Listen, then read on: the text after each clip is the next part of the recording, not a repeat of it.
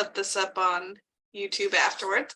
So I don't have a lot of funding updates right now. We're kind of in the middle of working on projects that we have accepted for funding, but we have some new resources that have been created and organized on our website. So I'm going to share my screen here.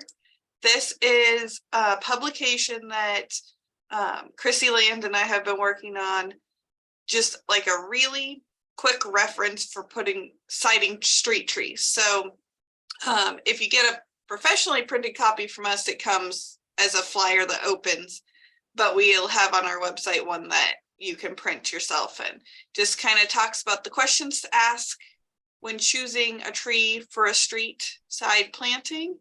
And then a really quick and easy to sort list of species that we recommend for street trees. So we've got medium trees up to 40 feet, and we separated out large trees up to anything over 40 feet. And then you can find whether they're recommended for Western or Eastern Nebraska, scientific common name, sun, soil, moisture, and then if they're tolerant to drought and compaction, which are two of the most, limiting factors sometimes when it comes to street trees.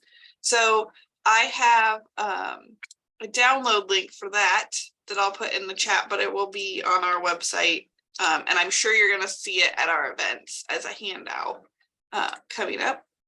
And then I also wanted to direct you guys to our Waterwise section of our website.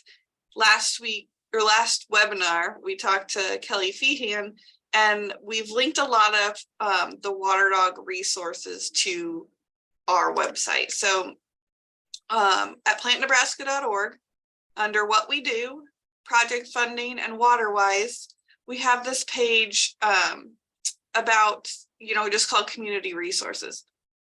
And this is full of videos, some resources from Kelly, different things. And I know we'll be adding to this page. So this is really a home for resources related to Waterwise in the landscape, some public, some maybe more applicable to the home landscape, but that's there.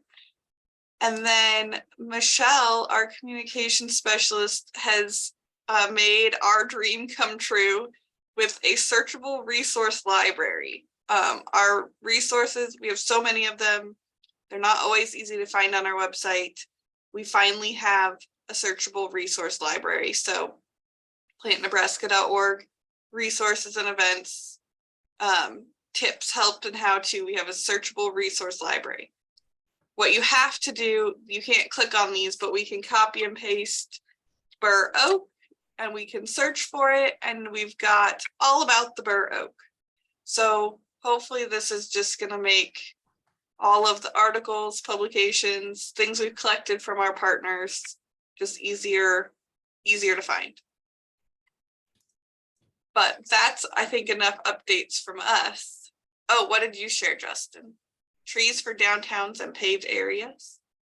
Yeah, I probably should have let everybody know that the subject today is all about, we're going to take a look at a really neat project in downtown South Omaha that our guests today, Karen and Sarah, pulled together last year. And then we're going to talk just a little bit about trees for these paved downtown areas. So that's why I put that. Okay.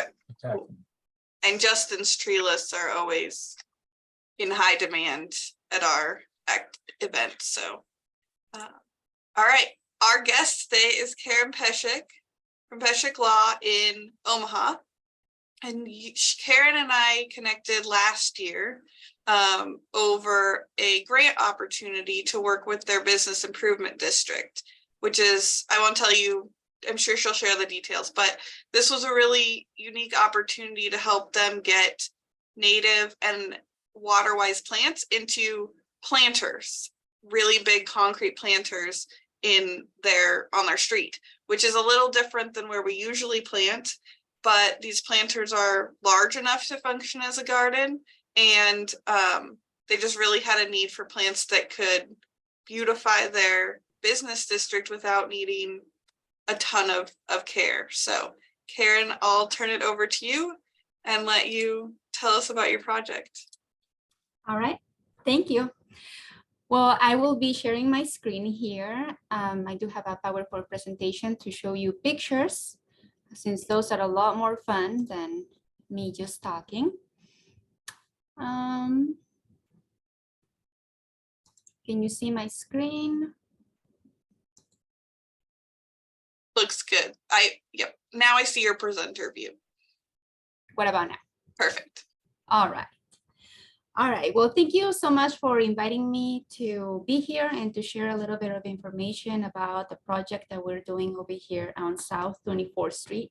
My name is Karen Corral Pesek, and I will be giving you an outline of what I'm going to be talking about. First, I'm going to tell you who we are and where we are, since I don't know where everybody is from. I don't know if everybody is familiar with South Omaha and the business corridor. So I have some pictures and a video to show you so you get a better idea if you haven't been here. And if you have not been here, I invite you to come over, give me a call. Well, I'm sure I will be sharing my information so that you can reach me and come check out the project in person. First, we're going to talk about who we are and where we are. And then I will tell you a little bit of the work that we've been doing and a little bit of the challenges that we have been encountering and how we're working to overcome them. And then I will be telling you about our partnership with the Arboretum, which is, by the way, a word that I had to learn how to say. I am a Mexican immigrant, and so the word Arboretum is not in my immediate vocabulary. So forgive me if I mispronounce it. And you know, Justin mentioned that you guys are changing the name or something. So I hope that is something a little bit easier for me to pronounce. So let's get started. As I said, my name is Karen Pesek, and I am the Director of Finance at Pesek Law. Pesek Law is a law firm that is completely bilingual. My husband is the Director of Attorneys here. He is bilingual, and then we have two other attorneys under him. And so we're a small team. We're about 10 people. I'm the Director of Finance, or I manage the business side of the business, and then my husband is the attorney. We are located in the heart of the business district in South Omaha. And I wanted to talk to you a little bit about what the Business Improvement District is. Business Improvement District is an area that is in a commercial space in a city where stakeholders or neighbors get together and say, hey, we don't think that the city is giving us all of the maintenance that we need on the street. So we are going to organize ourselves as neighbors, and we are going to work on these projects ourselves to better our own environment. So it's a Business Improvement District. It's a partnership with the city of Omaha. The South Omaha Business Improvement District is one of 5 or 6 in the city. But this is a very common arrangement in the United States where local people want to basically we tax ourselves. So we have boundaries, and you can see the boundaries of the South Omaha Business Improvement District here on the left. The business corridor goes on 24th Street, which is this one right here. From L Street to Q Street is the main business corridor where we are focusing on. And our building is located right in the middle right here. The decisions are made by a board that is appointed by the mayor of the city. And my husband right now is the chairman of the Business Improvement District. That's why I am the one talking with you today. And kind of we've been leading this work of taking care of the street for the past 5 or 6 years. A little bit about our community, if you are not familiar with South Omaha. Here in South Omaha, 1 in 4 people were born out of the country. So we are a community of immigrants, and this is not new. South Omaha has been a home for immigrants of all different backgrounds and ethnicities since the beginning of its existence. So we are an immigrant community. It's a very busy business district. There's over 200 businesses in this area, in this little corridor that I am showing you here. And you can see like this is the facade of our building, and I have the picture here so you can see how our building is only 22 feet wide, but is very long and deep. And so a lot of these businesses across the street are just like our building, but what they do, and this is a very common practice in Latin American countries, that there's plazas of commerce where you have a building. So you would come into the building, you open the doors, and then you see all of these stalls where each stall is an individual business that is operated by a neighbor or a group of friends, or I don't know how they get associated, but there are several of those along the 24th Street corridor, and that's why there's hundreds and hundreds of businesses in just this little area. So I feel that that's very interesting, and it makes for a very successful economic destination. Here on the weekends, on Fridays, on Saturdays, and Sundays, it's loud. There's music playing. There's people on the street. There's cars. There's a lot of foot traffic. There's a lot of regular traffic, a lot of movement all the time. So it's a very vibrant community. And to show you a little bit of that, here's a video of the actual street, and I just want to show you so you can see the planters that we are going to be talking about. Here are the planters. There's about 65 of them on the east side and the west side sides of the street. So we have different conditions. One side of the street gets a lot more sun than the other side. So, you know, it's been one of the challenges that we had kind of like identifying how much light everything is getting. So let me play the quick video for you. It doesn't have any sound, but I just wanted to kind of walk you through as if you were here, so you get a better idea if you haven't been here before. This is how it looks like.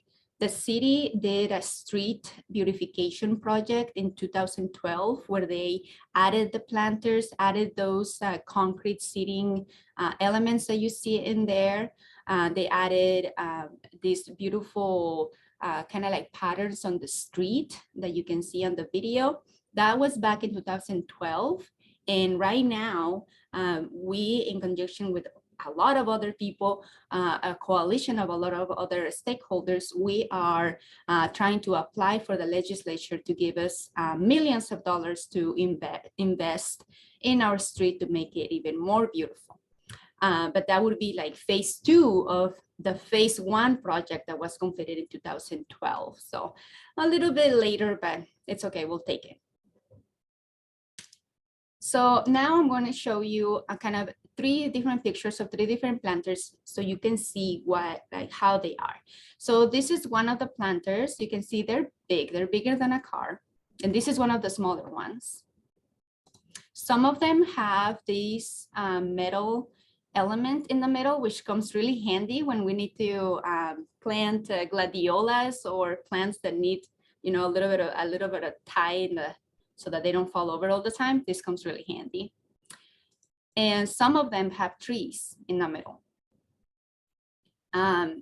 In the winter, there's a grant, I don't know who pays for it exactly, but they put Christmas lights in all the trees, so it makes it really beautiful. All right, so now let's talk about a little bit of the challenges that we've been encountering. So this is you saw it is an urban area. There's a lot of foot traffic, a lot of movement, and that means that people may step on the planters. There's kids that, you know, get on the planters and run around.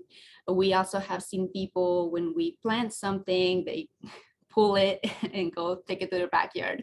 So we have those kind of challenges just like in any other urban environment, I imagine. Other challenges that we've had is that when this project was started, or when the city installed these planters in 2012, they installed an irrigation system, an underground irrigation system. And as the trees and the plants go bigger, it busted out the pipes all the time. And we would have, like in this picture over here, planters that were full of water. They were overflowing to the street, overflowing to the sidewalk. So that was a really big challenge. And then it was very expensive to keep up on the repairs. And the city was not paying for any of that. So it was a very, it has been a very challenging thing to find a way to water these plants for them to survive. Also, another challenge that we had is that we are, my husband and I, who are leading this project, we are gardeners just by hobby. We are not expert gardeners, master gardeners. So we put a lot of plants where they shouldn't been. So it has been a learning experience, to say the least, to come up with this project. So those are my sons. They're working, there's a lot of weeding that needs to be done. So it's a lot of regular maintenance that needs to be done.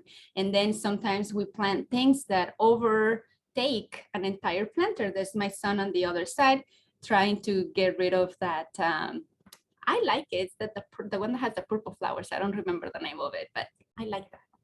But anyway, so this is the kind of challenges that we've been encountering. So since 2018, we started organizing planting days. And this is just us organizing our neighbors to come and plant flowers. And we have solicited donations. This year in 2018, we got a lot of plants from Lowe's.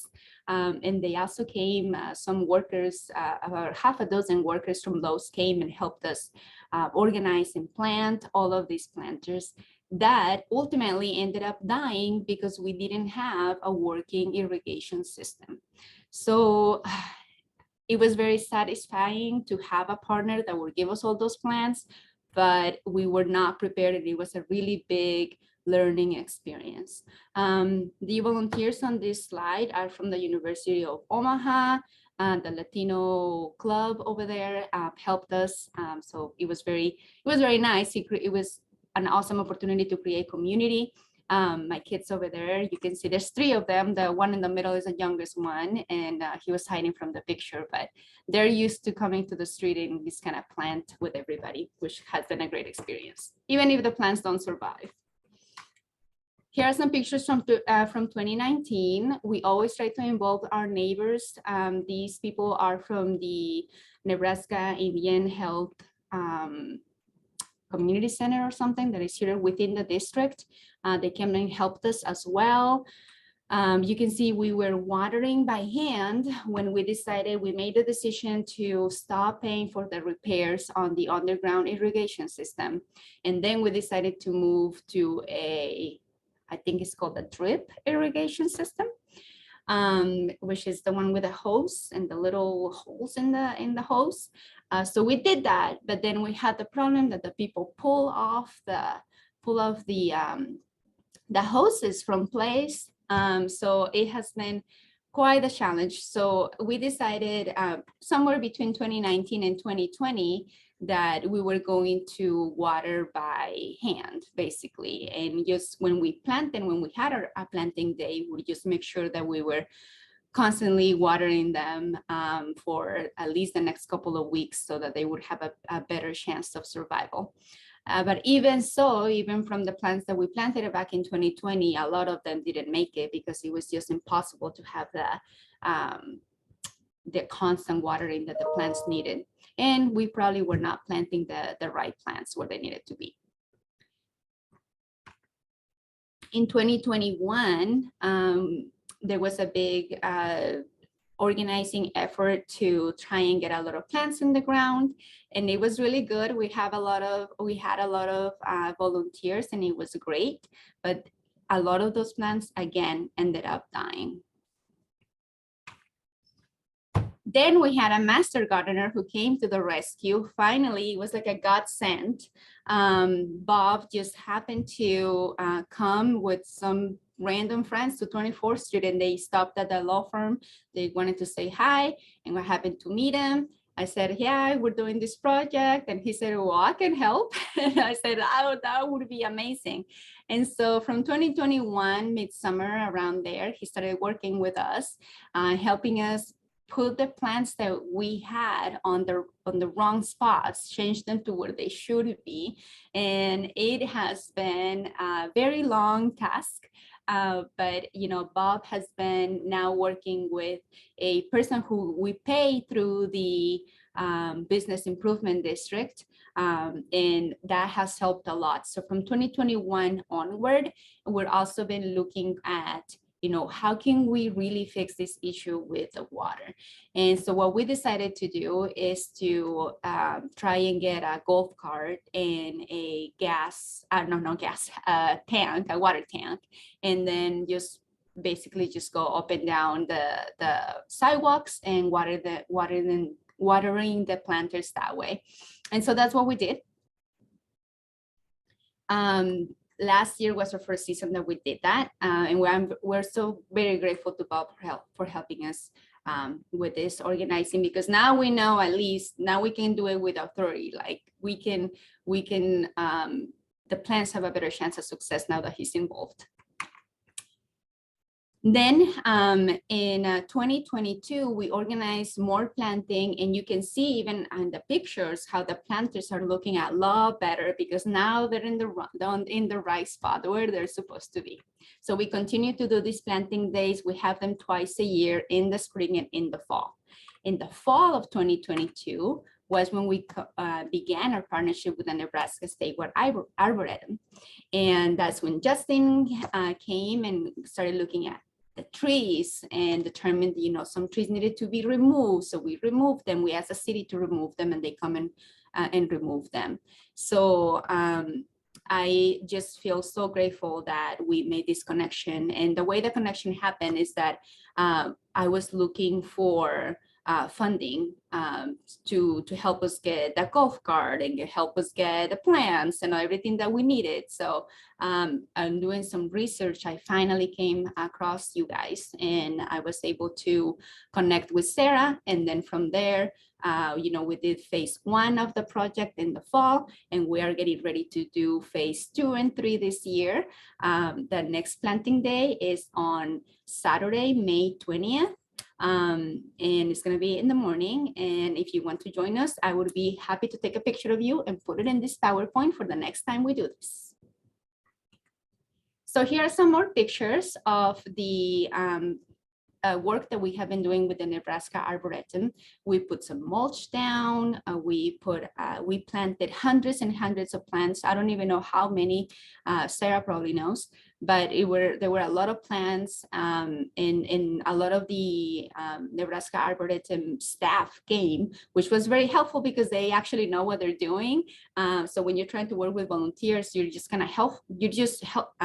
Thankful that they're around helping, but sometimes they end up, putting the plants in the wrong spot. So it was very nice that Hannah was here, and Sarah and Justin, and I don't know how many people. They were also looking at the trees. I got to see how they were using that weird machine this guy had on the top left.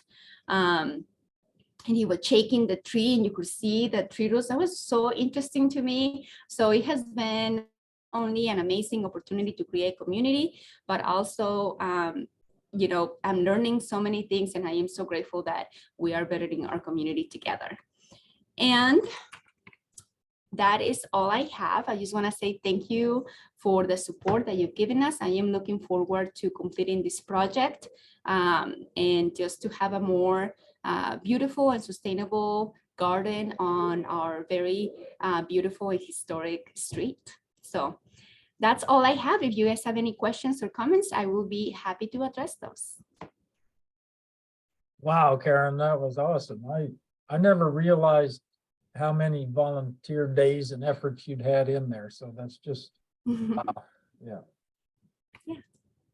On the day we came, you guys planted 570 plants. Wow. In that one day, and I can only imagine how many you've planted on all those other weekends. So I would would call you professional planters by this point. Yeah, I don't know though. I just wish that we I don't know, just it's in the past. We did it and now we're doing it better. So I'm very happy. if anybody online has any questions, now's a good time to ask. I'll ask maybe one for sure here, Karen. I really like how you highlighted that the easy part maybe is thinking about plants and getting plants picked out. The harder part is keeping everything alive over the years. And so that whole water system thing is just, it's a really tough thing in these downtown efforts. Do you think you're pretty happy now with, because it's so hard to match up, what falls from the sky with what's needed by the plants, and every little planting spot's a little different, right? So are you happier now you're just going to run around with a water tank, right? Right. And actually I think we were able to use a water tank one time last season, and then something happened with the battery of the golf cart. So now we have another challenge and we have to get something to work, so it's been a battle uphill. This water thing is very important, but I feel like once we hopefully this season we have that golf cart the entire year, and we're able to water not only when we plant originally, but just throughout the summer, just to have them healthy and happy. Right, and your big goal was to try to get plants that don't need as much water once they're established, right? That's right. And on that, the Arboretum, just bringing you guys' expertise on this topic has been life-changing, because you've seen all the work we did before, and it was so disheartening for it to die at the end of the season, So I am very much looking forward to having plants that are made to survive in this urban environment. Very good. Yep. Anybody else have a question? I have a Emily? question. Yeah. Oh, sorry. No, I was just going to say Emily's videos popped up, so go ahead. How did you get in contact with the local neighborhood associations? So there was no neighborhood association in here in the district specifically. There's maybe like 2 or 3 around.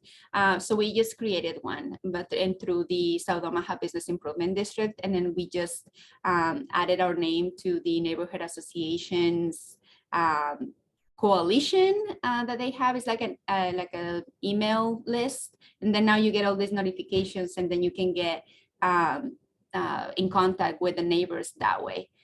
So yes, online, and then we use a lot of social media to ask for volunteers, and we send volunteering request emails to the neighborhood associations around our area.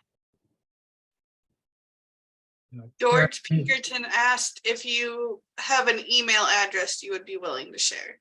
Yes, I will type it right here. It's Karen@PesekLaw.com. And I was serious about my invitation. If anybody wants to come and plant, we're doing it again, May 20th. All right. Yeah. It's fun. Are we signed up, Sarah? I'm signed up. I would love it if you came too. Yeah, I'll try to be there again for sure. Yeah. Thank you. You'll get help from the city of Omaha, Karen, or do they just turn it over to you now? They turn it over to us.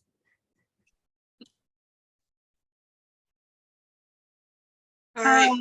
Go ahead. Go ahead. Sorry. I have another question. Yes.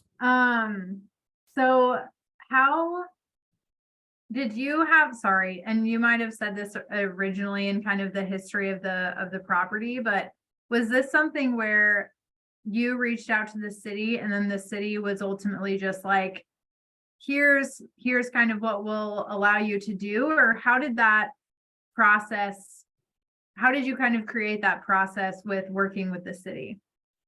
So the working with the city part was kind of organic, because we are in a very active business corridor. The city was interested on creating a BID, a business improvement district, in this area. but there was nobody that wanted to go and do the paperwork because it takes a while. So when we moved our law firm from downtown to the South Omaha corridor, we said, hey, we're a law firm. We know how to file papers. And so we decided to start that process. But we knew already that the city had been seeking property owners in the area to begin to create that business improvement district. And so we knew that we wanted to make sure that those planters were taken care of. And we said, okay, we'll do it so that we can have money for the plants. Awesome. Thank you. Awesome. Susan asked if they considered using native plants, and they did. That's why they came to us. That's what we brought out in the fall. And I will say, just using native plants didn't solve all the problems, because as we know, once we're in an urban setting, we're not 100% native. And then once we go up into a planter, and that added an additional challenge. So Karen and their team did a lot of work, like preparing that soil. I think did you add some manure, some chicken manure, or? Yes, some chicken poop that Bob got for us. Poop is great for fixing soil. or so I heard. Or so I heard. I have it from livestock only. Yeah, the smell must be in my car still. So, but we had to. It was pretty dead. It's hard to know what soil was put in there originally, but it was very dry and powdery, and had really, like, it had no life in it. So if we just put native plants in there, they still probably would have struggled. And then we had kind of a narrow native plant palette to choose from. Once you say we're up in a planter, we're immediately on the street with all the pollution and foot traffic that brings, and we're in the shade, but we have no access to the groundwater because we're in a planter. So we had it was a challenge. Bob and I were down in the greenhouse going back and forth over plants for a while. Yeah, that's a tough spot. Yeah. Oh, that's awesome. Are there any more questions online? We probably better keep moving, Karen. That was fantastic. Thank you so much for the invitation, and I'm looking forward to seeing anybody out on May 20th. Yeah, thank you for that. I'll sure plan to be there again. Let's do it. So. Thank you. I'm going to sign off. Yep. Thank you, Karen, so much. I see all of your questions about the plant choice in the chat, and I'll drop some suggestions in there while Justin moves on to the next topic. Awesome. Thank you, Sarah. That's a good idea. And I want to, Brad, are you on? Brad Kindler?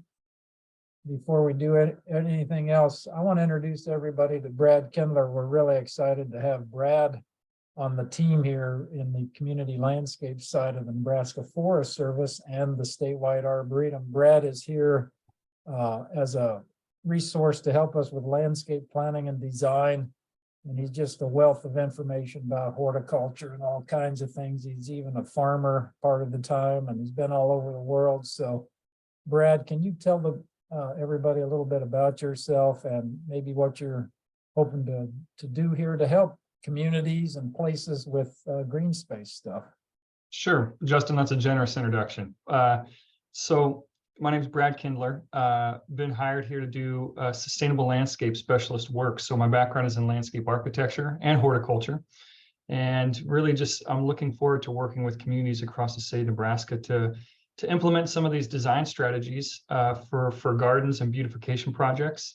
Additionally, I've done a lot of work with trees. And so I look forward to working with Justin as well to help specify tree materials for communities around the state, as well as just working with y'all on tree health and, just emphasizing the right plant for the right place. So that's my background.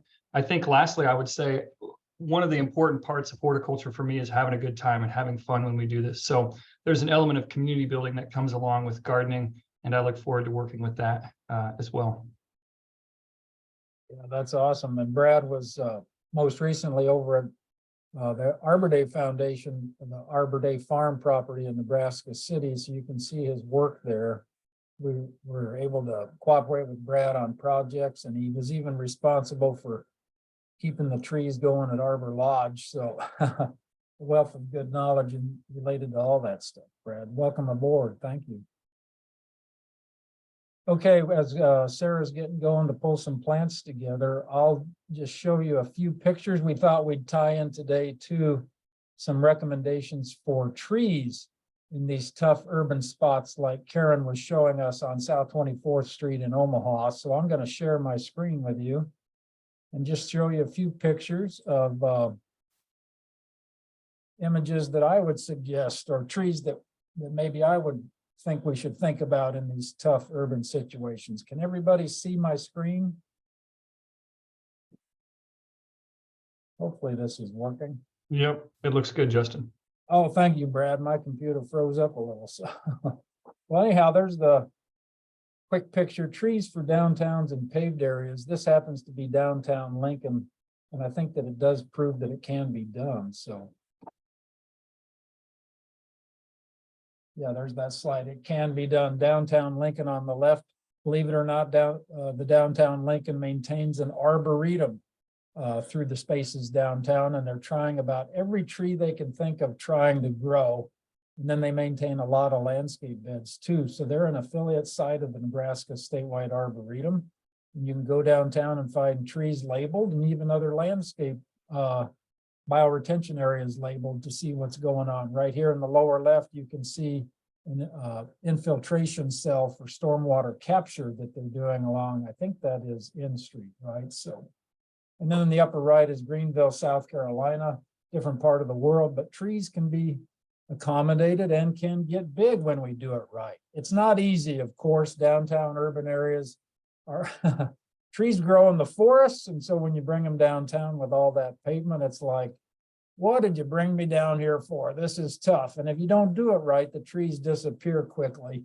So the life of a very urban tree can be short-lived, and if you're not accommodating the root system up front, the trees go away quickly, as these pictures kind of indicate. So the big thing to try and get right, or to do some upfront ahead of time planning, is think about the soil volume and the space you're planting the tree. The more that you can accommodate root system growth, the better the trees are going to be. That's a no-brainer. But there's easier ways and more complicated ways to get that done. But it's always a limitation in downtown urban areas. So these are just a couple examples. Here on the left, you can see these old bricks. That's actually a very good idea for these places, to have an open soil volume under those bricks so that water infiltrates and the tree roots can grow through those spaces underneath the bricks without too much trouble. Here on the lower right, or the lower middle, is downtown Omaha, kind of a little different take on it, where they raised up these open planting zones and then they planted some oak trees in there. So they just got a much bigger rooting volume than they might capture in other places downtown. And then on the upper right is kind of a more traditional way this is done in downtowns. And again, if you can do brick paving over part of it, that helps with water infiltration and air gas exchange and that kind of thing. It helps with the root systems, but you'll see the soil grate around the base of that tree. There's always these limitations that we have to think about. I'm not going to spend any time on this, but silva cells or other similar efforts that arrive at what they call suspended pavement can really help you with developing greater rooting zone underneath the pavement around these trees. And silva cells are just these milk crate-like things that are stacked together, and the roots, they put in a porous soil in them, and then the roots can root in there, and then the pavement is suspended above those roots, not compressing the root systems, and it leads to better trees in the long run. Those things are just very, very expensive, so they're rarely used. I think there's just a couple locations in Nebraska where they've people have decided they're worth the value downtown. So my note over here on the lower right, no matter how good the system, downtown trees are just shorter lived. There's just no way you're going to do this perfectly. So be ready for trees to cycle in and out quicker downtown. That's just the nature of the beast. So when we think about what trees to put downtown, here's just a few things to think about. First and foremost, are these species tough and adaptable? There really are some tree species that are better at this than others.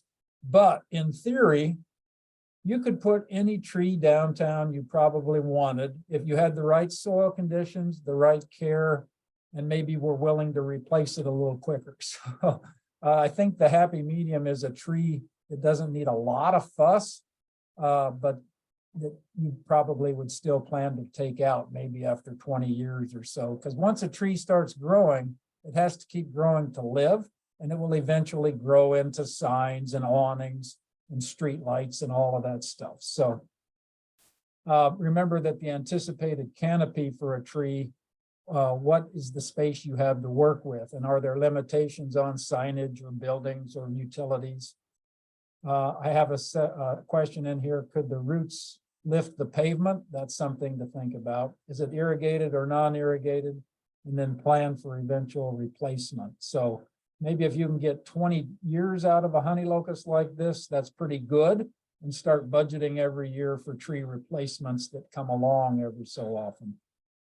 Also, does the canopy of that tree, does its branching structure allow it to be pruned fairly regularly and even aggressively so that you can shape it away from conflicts? So here's just a few trees I'll throw at you that really end up in downtowns a lot. And honey locust around here is probably the big one. It is so easy to grow, so tough and adaptable. It really can grow about anywhere, and it can get good sized. It has this nice kind of small leaf that leaves it with kind of a filtered shade. So you can almost see through the tree a little bit to the signs and the awnings behind it. So a honey locust is a fantastic urban tree. There's nothing really bad to say about it here. That's why it gets used a lot. Maybe it's a little overplanted, so we should think about some other things. A species that catches my eye wherever I travel, and even here in Nebraska, is the sycamore or the plane tree. They're amazingly tough in some of these urban spots. Look at downtown Fort Calhoun here on the right, and also Oakland on the lower right. Those are places in Nebraska where these sycamores were planted with very little space to grow, and look at how big they've gotten. So it can be done. Hackberry is another one that's considered to be just kind of tough as nails, and you could probably plant it in a downtown and not have to care for it a lot and get pretty good survivability. The same thing with Kentucky coffee tree. It's just about as tough as that honey locust. The great thing about coffee tree is its branching structure is all weird and haphazard, and so you can really get aggressive at pruning it away from obstructions that it's growing into. There are a lot of elms on the market. We can think more about planting elms that are disease resistant. Just be aware that elms grow fast and kind of wild, and that they need quite a bit of consistent pruning to keep them in good shape in downtown settings. Here's rock elm on the left out in Cheyenne, Wyoming. It's more of an upright grower. And then on the right are some young American elms. Those trees get huge, those American elms. So they often don't fit in some of these tight downtown spots. But there are other elms on the market that are maybe not quite as big. And so Triumph elm on the left is really a great tree for Nebraska. The New Horizon in the middle is a hybrid with Siberian elm, so a really good choice for western Nebraska. And then on the right, there are several varieties of the David or Japanese elm that are now on the market. And these stay a little shorter, grow a little slower, and they're tough as nails. Some even have fall color like the Northern Empress on the upper right from North Dakota. For southeast Nebraska or southern Nebraska, you should look at lacebark elm. It is a fantastic tree in an urban situation. Just beware that it can have some cold hardiness issues if you go north of Omaha or north of I-80 in Nebraska. Some of them live, but it's really meant for more southeast and southern Nebraska. We don't think of downtown spaces for oaks typically, but we've been really impressed with how well chinkapin oak does in urban situations. Here's some young trees downtown Omaha, and now 20 years later, they're doing great in downtown Omaha. It has a cousin called the dwarf chinkapin oak, and if your space is limited, you might try planting one of those and then pruning it aggressively to get it in the right spot. A few other oaks that would work include Mongolian oak on the left, Gamble oak in the center, and Texas red oak on the right. And all of these species, I think, would make a lot of sense for central and western Nebraska especially. We don't recommend ash trees generally anymore because of emerald ash borer, but there's an Asian variety called Manchurian ash. It evolved with the emerald ash borer, and so it's resistant to that insect, and it should live for us even where EAB is a problem in Nebraska. And it's an upright grower. It has great fall color, and it is tough as nails. So if you can track it down, be happy with some Manchurian ash. I've actually seen reports of Turkish filbert. That's the tree on the left that I think of as kind of a wimpy tree, but it gets used in urban situations more and more all the time, and it's performing pretty well. So that was an eye opener to me. It's got a great shape. And then Miyabi maple is the other tree in that image that's here on the right, a type of maple that seems to be a little more tolerant of these tough urban spots. All over the world, ginkgo gets planted in urban situations. It can grow where you just can't imagine anything else will grow. So in downtown spots, Omaha, Lincoln, southeast Nebraska, maybe the eastern half of Nebraska and southern Nebraska, that's a good choice. And then on the right is Japanese Zelkova. That has this very unique upright base shape to it. And it's another one that's like the lacebark elm. It might have some hardiness issues in northern and western Nebraska, so just be aware of that. A good one to think about, especially out in western Nebraska, is the Tatarian maple. The picture on the left is from a parking lot in Colorado. So just be aware that this thing is usually multi-branched and low growing, but you can shape it. You really can work at shaping that thing into about any spot you want it to be. There's a variety called Hot Wings with these red samaras for the seeds, and it's a cousin of the Amur maple, the Janala maple, that we no longer recommend for planting much in Nebraska. These are good choices for western Nebraska, that Tatarian maple and this box elder maple. Box elder is a native tree to our floodplains, but it can live for years on dust and bird poop in some of our weird locations in Nebraska. And there's even a variety called Sensation with good fall color. The picture on the left I took just a couple weeks ago out in Fort Collins, Colorado. Look at that big old box elder. They're tough, tough trees.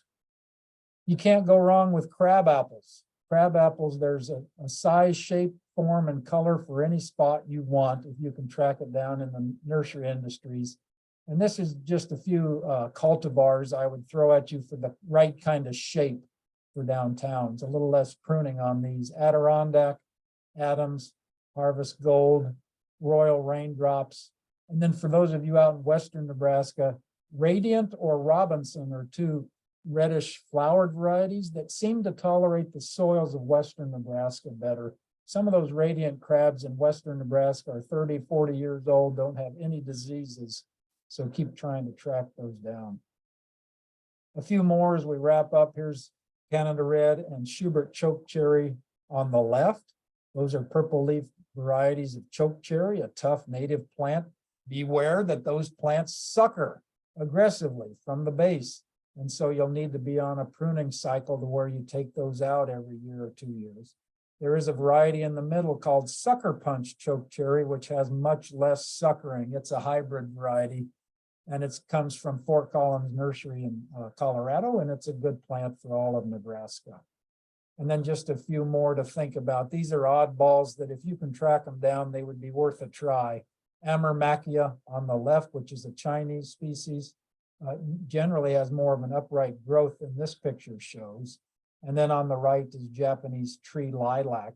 Both would be worth a try across much of Nebraska. So there's a lot of things we can grow and worth trying. And then maybe it's just wrap up with saying, here are some things we shouldn't plant. They're overplanted or they're problematic. And so the one on the left is a Freeman maple, autumn blaze maple. Nothing wrong with planting that tree, but just beware that it has poor branching structure and it's overplanted. And then on the right, these are the ornamental pear trees that are now escaping and becoming wild invasive pests across the Midwest and eastern Nebraska. We would really recommend you not plant these anymore. Crab apples are a much better choice than those. And then maybe avoid Russian olive, golden rain tree, tree of heaven, and cork tree among some others. So there you go. I will stop that screen share. I apologize for flying through that, but if anybody wants a copy of that PowerPoint, I'm happy to send it to them. And I tried to put the list of the trees that we could use tied to that on the attachment earlier, trees for downtown and paved areas. And just let me reiterate, that list is not every tree that could work. It's just a list of some of the tougher ones that you can probably plant and know you're going to have pretty good luck with. So, are there any questions about any of that? And Sarah, did you pull together any plant lists for people? I put mine in the chat, so, Oh, good. yep. Lots of sedges as always. Yep. Can't do anything in life without a sedge. Yeah, that's a good list. And then there's always non-natives that I always think about as just so tough, nice and tough and good for pollinators like sedum and catmint and yarrow. We don't have to give up on those just because they're not native. But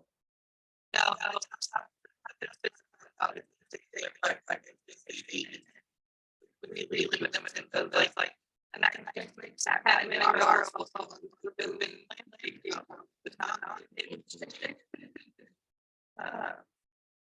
there's definitely yarrow. your sound is off for me a little bit, Sarah. I don't know what's going on. The microphone sounds a little funky. Try it again. How about now? Yeah, there we go. Okay. I didn't do anything. Yeah, modern technology. I did get a new webcam. It's been a learning experience. Yeah, who knows on this stuff? Well, hey, everybody, you survived a lunch and learn over an hour here. We're gonna give it a new name next going forward. It's no longer gonna be Waterwise Landscapes. We've got some good suggestions here, but if you have one you'd like to throw at us, do that. Send me a note and we'd be happy to. I don't have a name suggestion, but I have an event I forgot to tell everybody Yes, about. Sarah. April 20th, we'll be hosting a webinar with the UNL Extension Urban Water Team.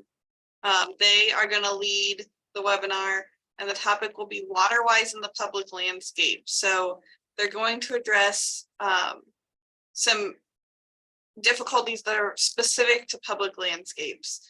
Because sometimes when we try to mix that, well, how can you solve problems in a home or a private space?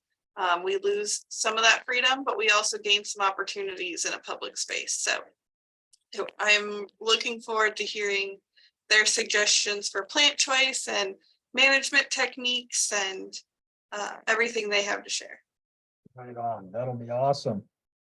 And you mentioned it's a follow-up to our water dogs presentation we did last time. So go back and find that video too if you want to get immersed in it. Yes, and I don't have a link for that yet, but if it's going to come out the same way as you heard about this one. So Awesome. Are there any questions or wrap up? I do see Bob Elkins is on here. I just realized that. Bob, it was good to meet you at the South 24th Street project and to get a feel for all your involvement there. Any closing comments, thoughts, or questions? If not, we'll wrap this thing up and let you all go. We appreciate your time today. And as always, Sarah, we'll send out a link to our recording, right? yes. All right. Thanks, everyone. Thank you, everybody. Keep up the good work.